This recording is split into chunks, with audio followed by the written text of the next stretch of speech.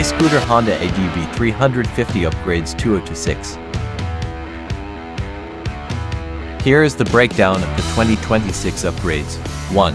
Tech and Instrumentation 5-inch full-color TFT display.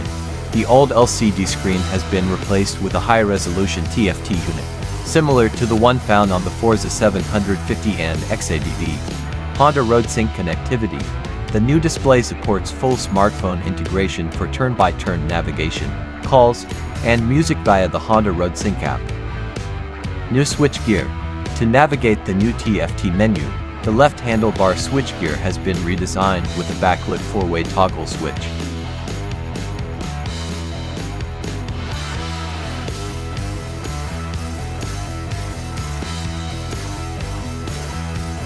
Fuel efficiency. The 330cc ESP Plus engine delivers approximately 30 kilometers while WMTC mode. With its 11.7-liter tank, you can expect a range of over 330 kilometers to 100 plus miles per fill-up. Adjustable windscreen. The screen can be adjusted across 4 positions with a 133mm height range, allowing you to switch between maximum airflow for city heat and better protection for highway cruising. Convenience upgrades.